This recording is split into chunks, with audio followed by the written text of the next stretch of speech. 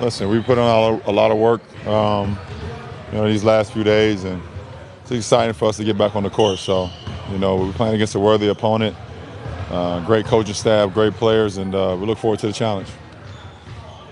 Hey, Brian, you cross paths a lot with the Celtics in the playoffs.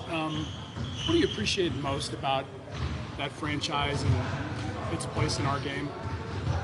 I mean, it's only two winningest franchises, the Lakers and the Celtics, and the history of the game. So you just respect that, and you look up in the stands and see the banners and see the jerseys retired and things of that nature. You respect what the history has created to this point. Have you done that through your career? Have you paused to kind of look at all that stuff? I don't think I've paused, but I've actually looked up there and seen how cool it was. But I haven't actually paused. I haven't paused in my career yet at all. We've tried to get you to say you have a rivalry with the Warriors 100 times, and lots of times you say there's just not enough history there yet. With the Celtics, you have a history. Can you have a rivalry with the Jersey? Because they don't have any of the players, from the old days. I don't know. It's not for me to talk about. I mean, at the end of the day, the Celtics is our next opponent, and like I said, they're a worthy opponent, and we have to game plan. Every game we have to game plan for what they bring to the table, and we have to mentally focus on our challenges that we have every game.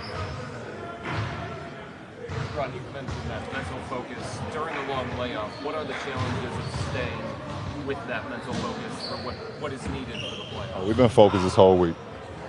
We got a couple of days off, Monday and Tuesday after we clinched versus Toronto, but since then we've been putting in work, and mentally and physically. So, as far as our mental side, I'm not worried about that. It's always like the rhythm. We've been off. It'll be 10 days tomorrow, since we played a game. The rhythm is something that you kind of like, see if we still have it. But as far as the mental side, we're focused. Is starting on the road a good thing then, along those lines? And does that help sharpen that focus? It doesn't matter. It's playoffs. It doesn't matter if you're starting at home or on the road. You should be focused. And if not, you shouldn't be a part of the playoffs anyways.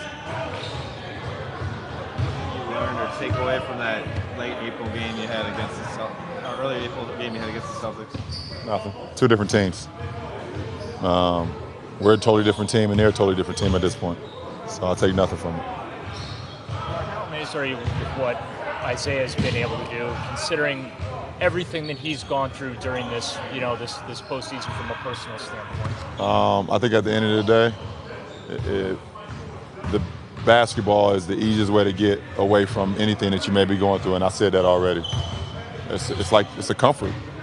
It's you see your teammates, you see the court, you see the excitement, and you're playing something that you've been loving and things of that nature for forever. So even with him going through what he's been going through, with his personal family and his sister, which is I can't put myself in his shoes. He's been unbelievable to be able to do that. You probably have played 8 games over the course of about 40 days now. This time of year, what does that do for your body? I feel worse when I don't play. I told you that. So it does nothing for me. Isaiah Thomas said he watched your game 7 versus Paul Pierce to get fired up for this game the other night, last night. Do you think that's cool that a young guy would do that, or have you ever done that yourself to find inspiration from it? I think it's it's always to each his own. It's whatever puts you in the mindset to get ready to go out and play. I've never watched previous games and things of that nature. But I think it's to each his own, and obviously it worked. He had a hell of a game last night. Hey, Brian, is this stop and go as tough as anybody's in the league, and what kind of a challenge is that defensively? No, it's a handful of guys. 2 of them was on the court at the same time. John and Isaiah, Chris Paul, Russell Westbrook, Mike Conley, and that's just to name 5 off the top of my head. There's some very, very good players that know how to do that. So it's going to be very challenging for us defensively, but it should be. It's the postseason, and we shouldn't want no other way. Olynyk has a history with you guys. Last series, he had the thing with Oubre. Do you think he's a dirty player? I'm not about storylines. We just come to play basketball. You guys trying to create storylines, I'm not for it.